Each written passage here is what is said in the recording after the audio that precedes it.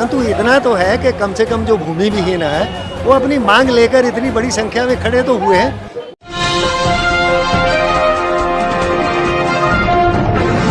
साथियों नमस्कार, मैं हूं नीरज पटेल और आप देख रहे हैं नेशनल जनमत।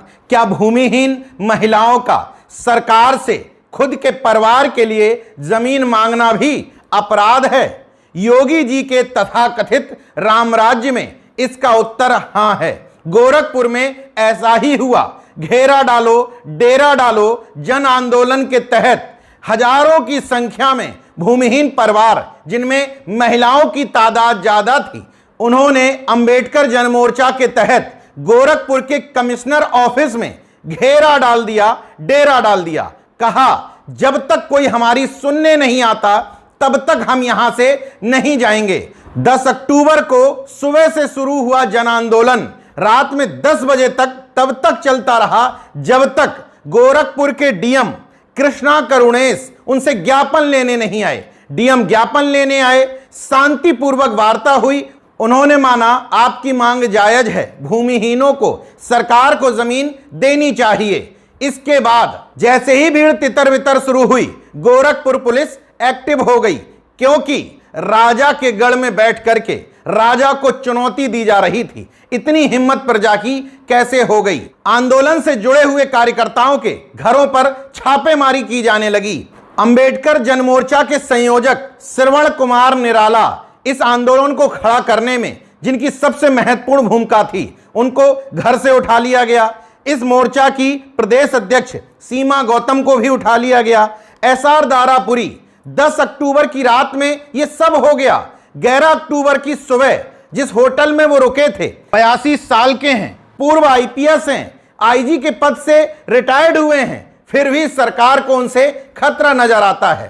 पहली बार नहीं है, इससे पहले भी लखनऊ में उनकी कई बार गिरफ्तारी हो चुकी है, लेकिन जिद्दी हैं विचारधारा को लेकर के, जनता की समस्याओं को लेकर के। तो गोरखपुर भी पहुंच गए। बीमार थे, मौजूदा समय में पार्किंसन जैसी गंभीर बीमारी से ग्रसित हैं, फिर भी उनको न सिर्फ हिरासत में लिया गया बल्कि गिरफ्तार करके जेल भी भेज दिया गया। इसके अलावा पत्रकार व लेखक डॉक्टर सिद्धार्थ को मौके से ही गिरफ्तार कर लिया गया।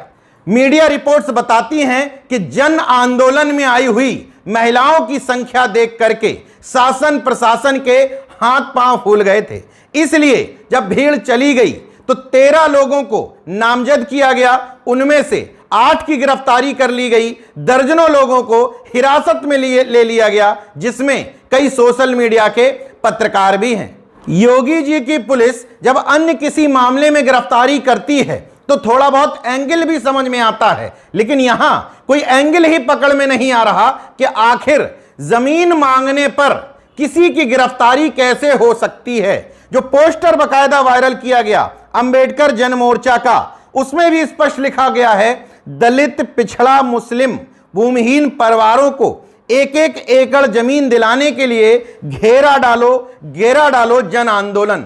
और यह पहली बार नहीं किया गया। इससे पहले श्रवण कुमार निराला 17 दिसंबर से 17 मार्च तक जन आंदोलन कर चुके हैं भूमिहीन परिवारों को जमीन दिलाने के लिए। इसके पीछे उनका तर्क भी है कि तेलंगाना सरकार ऐसा कर चुकी है। उसने अपने यहां के भूमिहीनों को चिन्हित किया और उनको सरकार की तरफ से कुछ कुछ भूमि आवंटित की। तो ऐसा उत्तर प्रदेश सरकार क्यों नहीं कर सकती? इस आंदोलन स्थल से पुलिस ने एक फ्रांसीसी नागरिक को भी अरेस्ट किया है और कहा यह जा रहा है कि वो बिजनेस वीजा पर भारत आया था, उसका वीजा वैध है, लेकिन उसको धनबाद होना चाहिए था। वो गोरखपुर में क्या कर रहा था? मीडिया रिपोर्ट्स ही बताती है कि उसने पुलिस को बताया कि वो दलित एट्रोसिटी पर काम कर रहा था, इसलिए दलितों के अधिकारों से जुड़े आंदोलनों में जाकर के वो डॉक्यूमेंट्री शूट करता था। अब सही बोल रहा है या गलत, इसकी जांच होनी चाहिए। लेकिन जांच करने से पूर्व ही पूर्व आईपीएस, लेखक, पत्रकार, सामाजिक कार्यकर्ता, आंदोलनकारी सबको अरेस्ट कर लिया गया। उनका कसूर यह था कि बाबा जी के गढ़ में जाकर के कैसे तुम जन आंदोलन कर सकते हो, तुम्हारी इतनी हैसियत कैसे हो गई।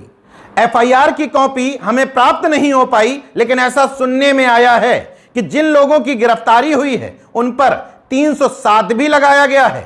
307 का मतलब होता है हत्या का प्रयास। किसके हत्या का प्रयास किया गया? सरकारी काम में कहां बाधा पहुंचाई गई, कहां तोड़फोड़ की गई? मीडिया रिपोर्ट्स में पुलिस वाले कहते हैं कि पूरा इंतजाम करके रखा गया था कि कमिश्नरेट को खाली नहीं करना है, गोरखपुर में अराजकता फैलानी है तो खाली नहीं करना है, अराजकता फैलानी है, इस आधार पर तो मुकदमा नहीं हो सकता। यह बताया जाए कि क्या किया गया।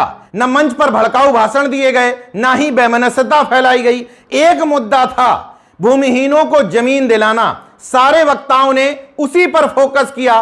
फिर अचानक से इस आधार पर कि ऐसा ऐसा हो सकता था, उस आधार पर मुकदमा दर्ज करके 82 साल के एक पूर्व आईपीएस को गिरफ्तार करना, यह कायरता नहीं तो क्या साहस का काम है? उस आंदोलन से जुड़ी पूर्व आईपीएस एसआर दारापुरी जी की एक बाइट भी मेरे हाथ लगी है, उसे जरा सुन लीजिए। आखिर उसमें ऐसी कौन सी चीज है जिसमें विदेशी फंडिंग होने के, सरकार के खिलाफ युद्ध छेड़ देने के या योगी जी को डैमेज करने का कहीं भी आभास हो रहा हो? सरकार को चाहिए कि वो जहाँ ज़मीन नहीं है वो ज़मीन खरीदे, पर उत्तर प्रदेश में मैं जानता हूँ, वो उत्तर प्रदेश में आज भी ज़मीन है। मांग तो बहुत उचित है, अब वो ज़मीन मिलती या नहीं मिलती वो एक अलग बात है, परंतु इतना तो है कि कम से कम जो भूमि विहीन है वो अपनी मांग लेकर इतनी बड़ी संख्या में खड़े तो हुए हैं, वो मांग तो कर रहे हैं। और मुझे उम्मीद है कि अगर ये जन दबाव और बढ़ेगा, जैसा कि चुनाव आने वाला है, और अगर ये जन दबाव और बढ़ता है तो हो सकता है कि सरकार इस बीच में कुछ कर दे। हालांकि अब इस घटनाक्रम की जांच की मांग किससे करूं? जांच होने से पहले ही सबको गिरफ्तार कर लिया है, आरोपी भी बना दिया है। अब जांच करेगा कौन? जो जांच करेगा उसी ने आरोपी बनाया है। बहरहाल इस गिरफ्तारी कांड से एक बात स्पष्ट हो जाती है, राजा बेहद अहंकार में है, अपने खिलाफ उठने वाली हर आवाज को क्रूरता से दबा देना चाहता है। देखते रहिए नेशनल जनमत, जागरूक और सजग बने रहिए। जय विज्ञान, जय संविधान, जय लोकतंत्र। धन्यवाद।